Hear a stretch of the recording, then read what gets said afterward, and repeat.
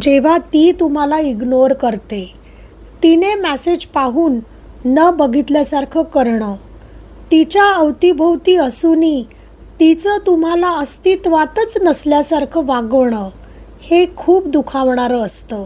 I know. पण एका गोष्टीचा स्वीकार आता आपण करायलाच हवा. जर ती सतत तुम्हाला इग्नोर करत असेल तर याचा अर्थ स्पष्ट आहे की तिला तुमच्यात अजिबात रस नाही. कधीकधी शांततेचा अर्थ हा नकारच असतो. हे आपण समजून घेतलं पाहिजे. स्वतःचा आदर जपा.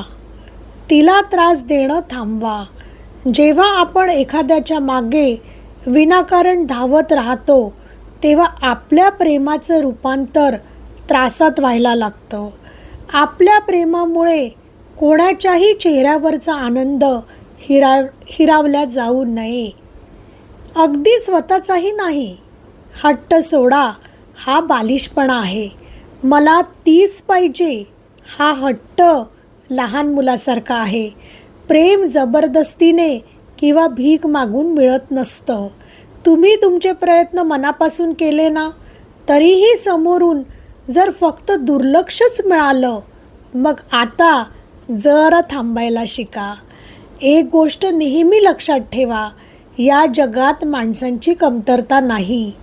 ज्या व्यक्तीला तुमच्या असण्याची किंमत नाही, तिच्यासाठी स्वतःला कृपा करून संपवून घेऊ नका.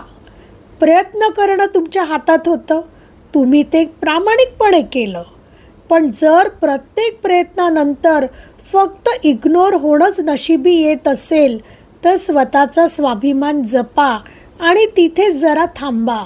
स्वतःची किंमत इतकीही कमी करू नका की समोरच्याला तुमची लायकी काढण्याची संधी मिळेल.